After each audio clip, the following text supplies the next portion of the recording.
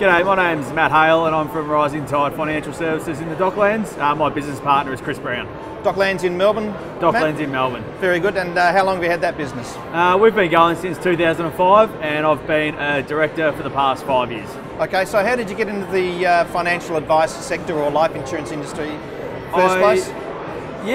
Look, Chris, who's my partner now, was advertising at Deakin University when I was there. He was looking for some assistance. Felt like we had a pretty good connection, and I'd always sort of been interested based on some family experience around specifically the lack of financial advice.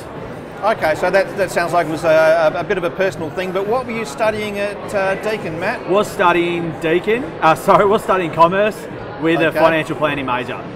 Okay, so there was already that idea in your mind when you were at uni. Something that I was pretty keen to get into. I suppose the difference between what financial planning is and what financial planning is in the Deakin handbook is a little bit different. All right, so reality is a little bit different to what's in the study books. Yeah, it's incredibly different. I think university is all about, back in when I was studying it was RBLs and it was risk profiles, and they forgot to tell you that you actually spent most of your life in front of clients. Sure. Is it okay to talk about the personal experience that had to do with a lack of financial planning? So I grew up, a fair bit of my childhood was spent with my mum sick, and mid-80s, 2 young kids, A&P financial planner came, door to door and did all the right stuff for my dad, income protection, pay off the house if you die, but they didn't give any advice around mum. And from the time I was 6 to the time I was 25, mum was in and out of hospitals and that sort of stuff, which had a really big financial impact, which I can now hopefully alleviate for people in a similar position, if they're unfortunate to be in that position. So obviously it was a personal thing that helped shape what you've become? Yeah, I think, you got to look on the plus side. It sort of teaches you a few life lessons, but also sort of gives you something to work out where you can hopefully add a bit of value to other people's lives. Yeah, sure, fair enough. Thank you for sharing that. Let's go back a bit further. What did you want to do when you were going to school, perhaps? Did you have any other ideas? I wanted to play in the midfield for Carlton, but at 5'5" and 65 kilos, it probably was a dream that shattered pretty quickly. Oh, I never say it's a dream you can't achieve, Matt. Well, look, Dustin Fletcher played till he was 39, so I've still got 8 or 9 years left to achieve my dream. But aside from that, it was probably just something in business.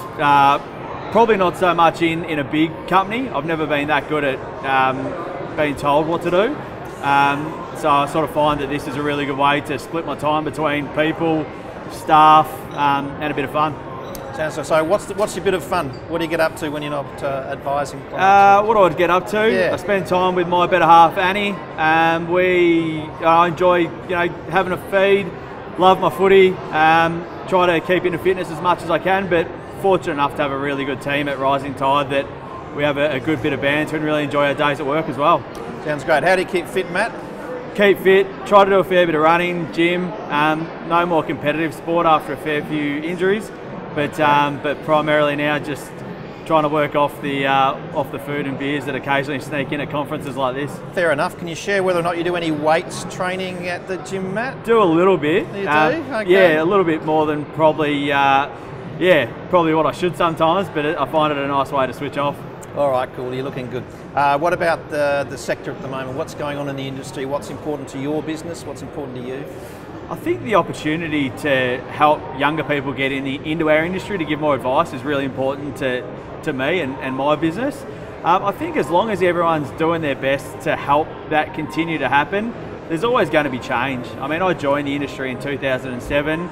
That was at around about a pretty big time, a good baptism of fire. But equally, the only constant is change. So you just got to get on with it. Sit down with as many clients as you can and just try to connect with them. Fair enough. So what's your prognosis for the advice sector going forward? I think it'll continue changing, and I think we'll still be having the same conversation in 10 years' time, that there's a little bit of unrest, like my 10 years in the industry. Right, we'll come back to you in a couple of years' time, Matt, when you're a mature age recruit for Carlton, and see how you go after that. Well, I might get a game at Adelaide after their grand final. Oh, that's pretty hilarious. Thanks for your time, Matt. Thanks, up until mate. that moment. Thanks a lot. See you soon. Thanks, mate.